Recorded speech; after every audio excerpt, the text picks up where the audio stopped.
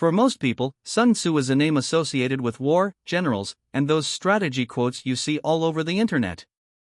You know those cool, nice-sounding lines entrepreneurs love to share.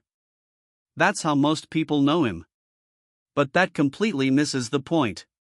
Because when you dig a little deeper, you start to realize something much more unusual. Sun Tzu wasn't obsessed with winning battles. He was obsessed with avoiding them. He wasn't focused on glory, discipline, or absolute domination. His real focus was cost. And in a world that was constantly exhausting itself through endless wars, Sun Tzu made one uncomfortable truth very clear. The greatest danger to a state isn't the enemies in front of it. It's the bills that come after the war is over. People think the art of war is about fighting. But it's really about finance. Welcome. This is a world where money, power, and history collide. And nothing is ever as simple as it looks. To understand Sun Tzu's financial genius, you need to understand the time he lived in. Because these ideas didn't just appear out of nowhere. They were born in a world collapsing under its own weight. Around the 6th and 5th centuries BCE, China was full of fragmented kingdoms. Each one believed it could unify the world. And each one was draining its treasury trying to do it. War had become constant. Alliances were forming and falling apart. Armies kept getting bigger. War wasn't just war anymore. It had become an economic stress test. Whenever a king sent an army into the field, he was really doing one thing: borrowing from his own future.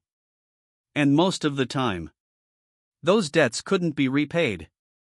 Today, people imagine ancient wars as heroic stories. But back then, war was, first and foremost, about logistics. The moment an army started moving, the meters started running. Food, horses, armor, workers, blacksmiths, carriers. Everything cost money. A campaign lasting a few months could bankrupt a small state.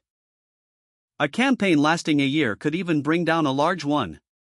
And still, they kept fighting. A dead-end cycle. This is the kind of world Sun Tzu emerged from. Not as a philosopher quietly thinking in isolation, but as someone trying to solve an economic crisis. In the West, he's usually described as a strategy master. But in reality, he was closer to a risk manager. He looked at the numbers. He looked at the costs. He looked at the timing. And then he realized something. This system wasn't sustainable. Victory means nothing if the treasury collapses. Most rulers thought the biggest threat was the enemy. Sun Tzu thought it was their own spending. That's why one of his most important ideas is this: the supreme art of war is to subdue the enemy without fighting. That's not mystical. That's cost avoidance. Getting the result without burning resources. Another one of his ideas: no nation has ever benefited from prolonged warfare. That's not philosophy. That's math. The longer the war lasts, the more the state erodes. His emphasis on speed, intelligence, and psychological pressure comes from the same logic. Because they are cheaper than armies. Sun Tzu wasn't trying to win wars. He was trying to prevent states from going bankrupt. Before him, war was about honor. But in his time, it had become a budget problem. And he was the first to see it clearly. He didn't see war as a battlefield. He saw it as a balance sheet. He calculated resources. He thought about supply chains.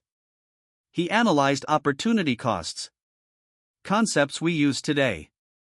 He was already thinking about thousands of years ago. And he understood something very clearly. Every decision on the battlefield is actually an economic decision. If you miscalculate, you don't just lose soldiers. You lose the state. When you read The Art of War from this perspective, what once sounded like poetry starts to sound like numbers. Everything becomes a calculation. Everything becomes risque. Risk analysis. For example, he explains, the farther an army moves from home, the higher the cost. Distance equals money. Logistics isn't part of strategy. It is the strategy. His ideas about intelligence follow the same logic. A single spy can prevent an army from marching in the wrong direction. And that can save millions. Information is the cheapest weapon. Even his focus on speed is about economics. The faster you move, the less you spend. Delayed victory is money burned. Sun Tzu wasn't against war. He was against waste. And in his view, the biggest mistake was this: fighting unnecessary wars. That's why he emphasized diplomacy, deception, and alliances. Because they are cheaper. And one of his strongest warnings is this: a ruler who loves war will destroy his own state. Because war is not a passion. It's a liability. History proved Sun Tzu right. States that entered long wars collapsed. Those that acted strategically survived. And this isn't just ancient history. The same pattern still exists today.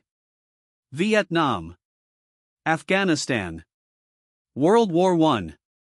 These wars weren't lost militarily. They were lost economically. Even modern strategies follow Sun Tzu's logic. Cyber warfare, economic sanctions, proxy wars, all aiming for the same thing: maximum impact, minimum cost. Sun Tzu's greatest lesson is this: states don't collapse because they lose battles. They collapse because they run out of money. And here's the real point: victory means nothing if your economy collapses afterward. The best war is the one that doesn't leave you fixing your economy.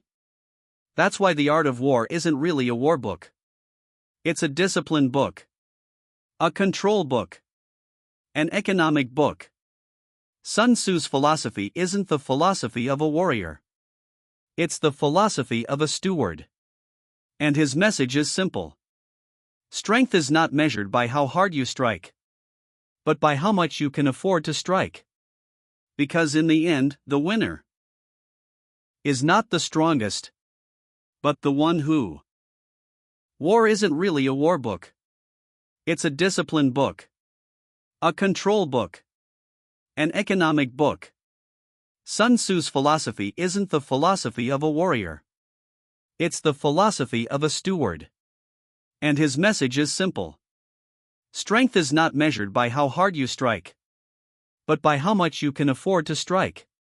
Because in the end, the winner is not the strongest, but the one who makes the fewest mistakes and calculates the best. History doesn't repeat itself. But if you don't understand it, you'll still end up paying the price.